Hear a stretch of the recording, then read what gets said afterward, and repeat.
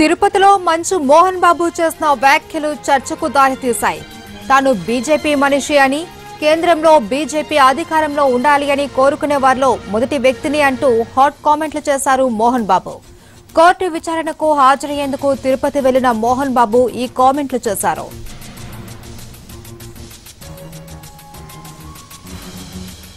మరింత సమాచారాన్ని మా ప్రతినిధి కార్తీక్ అందిస్తారు. కార్తీక్,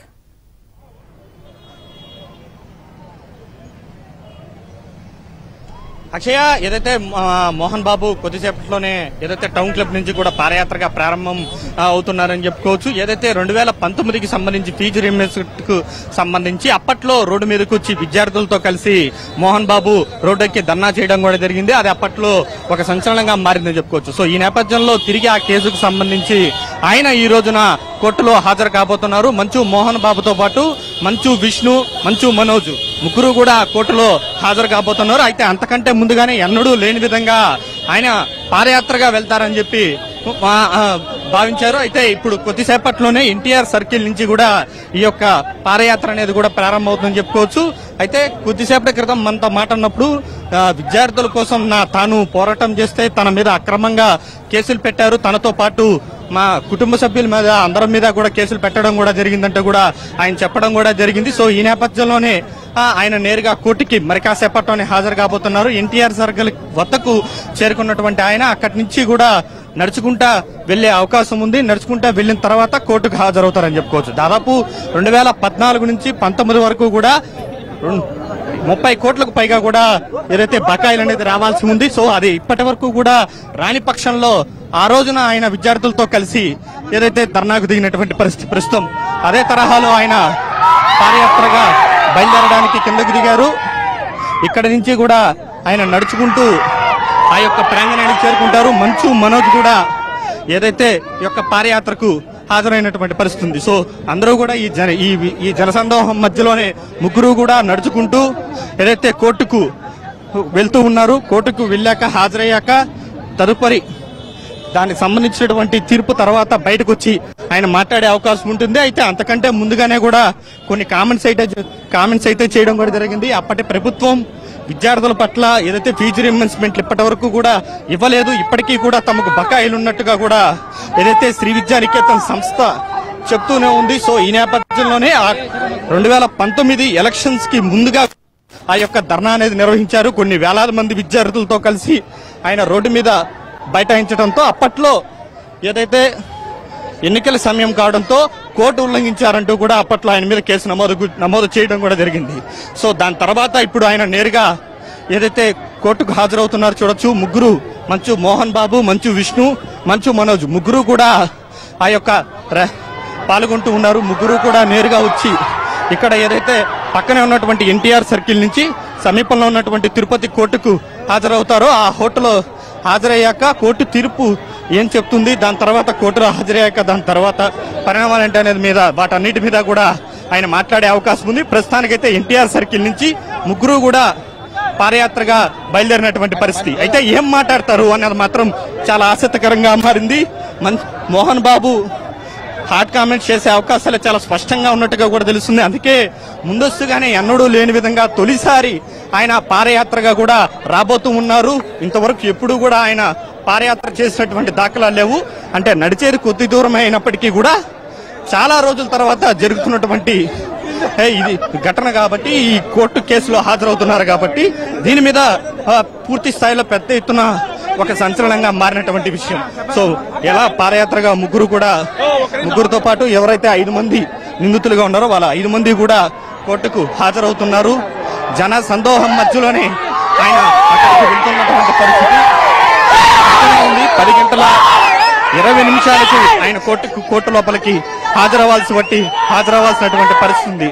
సో ముగ్గురు కూడా ఏదైతే అప్పట్లో దాదాపు 2014 నుంచి 2019 వరకు కూడా దాదాపు 30 కోట్ల రూపాయల వరకు కూడా ఫీజు రీయింబర్స్మెంట్ అనేది శ్రీ విద్యానికేతన్ సంస్థలకు రావాల్సినటువంటి ఉంది. అయితే అప్పటి నుంచి కూడా ఇప్పటి వరకు కూడా ఏది అందలేదన్నది మాత్రం వారి యొక్క ప్రధాన ఆరోపణ. అందులో భాగంగానే అప్పట్లో వాళ్ళు రోడ్డు మీదకు దిగి ఆందోళన చేసినటువంటి పరిస్థితి. సో ప్రస్తుతం ఆ కేసుకు సంబంధించే అందరూ కూడా ఏదైతే పాదయాత్రగా వస్తూ ఉన్నారో మనం చూడొచ్చు. పెద్ద ఎత్తున ఆయన అభిమానులతో పాటు ఇటు శ్రీ విద్యానికేతన్ విద్యార్థులందరూ కూడా ఆయనకు బాసటగా నిలిచి అక్కడి నుంచి కోర్టుకి హాజరవుతున్నటువంటి పరిస్థితి. సో మధ్యలో ఆయన అభిమానులందరూ కూడా ఆయనకు సన్మానం చేస్తూ ఉన్నారు. అయితే మొదట చాలా దూరం ఈ యొక్క పాదయాత్ర అనేది చేపట్టాలని చెప్పి నిర్ణయించుకున్నప్పటికీ వచ్చే ట్రాఫిక్ ఇబ్బందులతో పాటు కోర్టుకి హాజరవుతున్న నేపథ్యంలో అటువంటి ర్యాలీలు చేపడితే ఇబ్బందికరమైనటువంటి పరిస్థితి ఉంటాయి కాబట్టి అంత దూరం కాకుండా తక్కువ దూరానికే ఆయన కుదించుకున్నటువంటి పరిస్థితి. అయితే ఎన్నికల సమయంలో ఫీజు రీఇంబర్స్మెంట్ మీద ఈ విధంగా మోహన్ బాబు పాదయాత్ర చేపట్టడంపై మాత్రం ఇటు పొలిటికల్ సర్కిల్స్ లో కూడా చాలా హాట్ గా చర్చలు నడుస్తున్నాయని చెప్పుకోవచ్చు. ఇటు మహిళలు కావచ్చు, అందరూ కూడా ఆయనకు బ్రహ్మదం పడుతూ ఉన్నారు. స్థానికంగా ఉన్నటువంటి మహిళలందరూ కూడా ఆయన్ని కలిసి విషెస్ చేస్తున్నటువంటి పరిస్థితి. అయితే ఇప్పుడు కోర్టుకు హాజరైన తర్వాత ఏ విధమైనటువంటి పరిస్థితులు ఉంటాయన్నది మాత్రం చాలా ఆసక్తిగా మారిందనే చెప్పుకోవచ్చు. పూర్తి స్థాయిలో ఇప్పటి నుంచి జరుగుతున్నటువంటి పరిణామాలు కావచ్చు, ముగ్గురు కూడా మంచు విష్ణు కావచ్చు, మంచు మనోజ్ కావచ్చు, మోహన్ బాబు కావచ్చు, వీళ్ళు ముగ్గురు ఏం మాట్లాడతారన్నదే ప్రస్తుతం హాట్ టాపిక్ గా మారింది. ఎందుకంటేనే మోహన్ బాబు మామూలుగానే తాజా రాజకీయాల మీద ఎప్పుడు కూడా చాలా ఘాటుగా తనదైన శైలిలో వ్యాఖ్యానిస్తూ ఉంటారు. కాబట్టి ఈ సమయంలో ఫీజు రీఇంబర్స్మెంట్ మీద గత ప్రభుత్వం ఇవ్వాల్సినటువంటి బకాయిలు ఇంకా పెండింగ్ లో ఉన్నాయి. అది ఈ ప్రభుత్వం వచ్చినప్పటిగా కూడా అవ్వలేదన్నది మాత్రం ఒక ప్రధాన ఆరోపణగా కూడా తెలుస్తుంది. ఇటువంటి క్రమంలో బీసీ లీడర్లతో పాటు అందరూ కూడా ఆయన తరపున హాజరవుతున్నారు. ముగ్గురు కూడా నడుచుకుంటూ వస్తున్నారు. కొద్దిమంది బీజేపీ నేతలు కూడా మోహన్ బాబు వెంట వస్తున్నటువంటి పరిస్థితి. సో దీని కారణంగానే ఈ యొక్క పాదయాత్ర అనేది మాత్రం చాలా సంక్షేమంగానే మారింది. అయితే కోర్టుకు హాజరయ్యాక ఏం చెప్తారు అనేది మాత్రం చాలా ఆసక్తికరంగా మారింది. ఒకవైపు విద్యార్థులు, ఒకవైపు ఆయన అభిమానులు అందరూ కూడా ఆయనకు వచ్చి స్వాగతం పలుకుతూ ఉండగానే ఆయన అడుగు వేస్తున్నారు. మోహన్ బాబుతో పాటు మంచు మనోజ్, మంచు విష్ణుతో పాటు ఇతర ఎవరైతే వారి సిబ్బంది అందరూ కూడా పాదయాత్రగా బయలుదేరినటువంటి పరిస్థితి. సో వచ్చేసారు, కోర్టుకి సమీపంలో ఉన్నారు. వచ్చాక నేరుగా కోర్టుకు వెళ్లి హాజరయ్యాక బయటకు వచ్చాక ఆయన మాట్లాడతారని చెప్పడం కూడా జరిగింది. సో ఏం మాట్లాడతారనేది మాత్రం చాలా ఆసక్తికరంగా మారింది. ఎందుకంటే 2019 సమయంలోనే ఫీజు రీఇంబర్స్మెంట్ విడుదల చేయకపోవడంతో అప్పట్లో చాలా ఘాటు వ్యాఖ్యలే అప్పటి ప్రభుత్వం మీద చేయడం కూడా జరిగింది.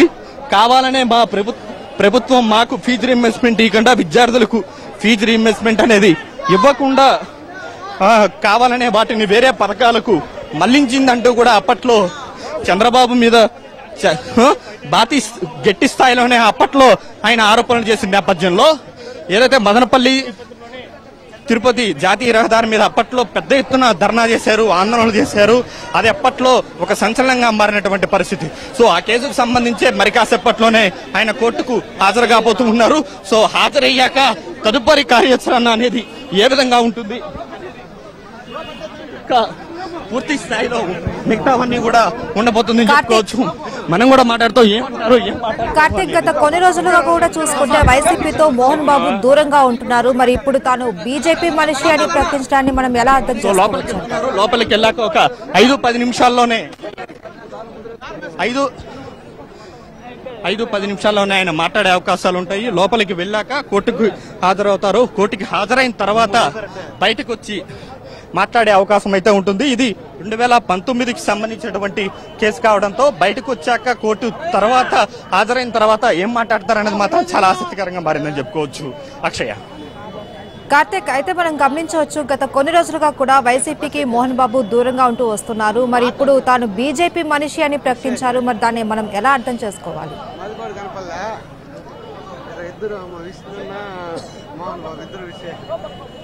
అంటే ఖచ్చితంగా ఒక రకంగా బీజేపీకి చాలా దగ్గరగానే ఉంటానంటూ కూడా ఆయన చెప్పడం కూడా జరిగింది. ఎప్పటికీ తాను బీజేపీ మనిషినే, బీజేపీ ఎప్పుడు కూడా అధికారంలో ఉండాలని చెప్పి కోరుకునే వాళ్ళలో నేను తొలి వ్యక్తిని అంటూ కూడా కొద్దిసేపటి క్రితమే మనతో చిట్ చాట్ తో మాట్లాడే సమయంలో ఆయన చెప్పడం కూడా జరిగింది. సో ఈ క్రమంలోనే అధికార పార్టీకి సంబంధించి కూడా ప్రభుత్వం వచ్చి 3 ఏళ్ళు అయినప్పటికీ కూడా అప్పటికీ కూడా పాత బకాయిలు అనేది అలాగే ఉండిపోయినాయి. దాని తర్వాత మోహన్ బాబు 2-3 పదవులు అనేది కూడా రాజ్యసభకు సంబంధించి కావచ్చు, దాని తర్వాత టీటీడీ బోర్డు చైర్మన్ కి సంబంధించి కావచ్చు, అప్పట్లో ఆయన పేరు అనేది తెర మీదకి వచ్చింది కానీ ఎప్పుడు కూడా పదవి అయితే దక్కినటువంటి దాఖలాలు లేవు. సో ఈ క్రమంలో ఏ విధమైనటువంటి స్టెప్ అనేది మోహన్ బాబు దగ్గర నుంచి ఉంటుందని మాత్రం చాలా ఆసక్తికరంగానే ఉందని చెప్పుకోవాలి. అయితే అంతకంటే ముందుగానే ఎప్పుడూ లేని విధంగా 2019లో జరిగినటువంటి కేసుకి ఇప్పుడు పాదయాత్రగా వెళ్లి కోర్టులో హాజరు కావాల్సినటువంటి అవసరం ఏముంది అనేది మాత్రం ఒక పెద్ద క్వశ్చన్ మార్క్ గా ప్రస్తుతం పొలిటికల్ సర్కిల్స్ లో ఉంది. సో వాటన్నిటికీ ఒక క్లారిటీ అయితే మరి కాసేపట్లోనే మోహన్ బాబు ఇచ్చే అవకాశం ఉంది. అక్షయ, రైట్, థ్యాంక్ యూ కార్తిక్. సెంట్రల్లో బీజేపీ ఉండాలని ఎప్పుడు కోరుకునేవాళ్ళు. నేను బీజేపీ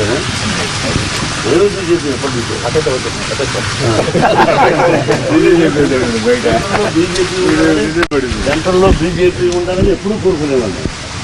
నేను బీజేపీ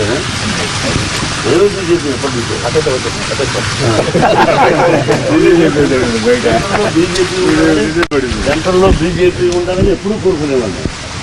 నేను బీజేపీ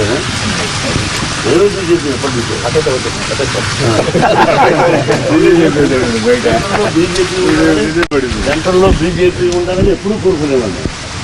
నేను బీజేపీ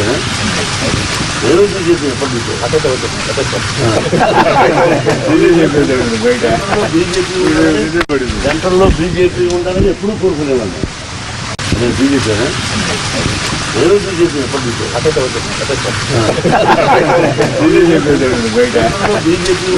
ఎప్పటి సెంట్రల్లో బీజేపీ ఉండాలని ఎప్పుడు కోరుకునేవాళ్ళు.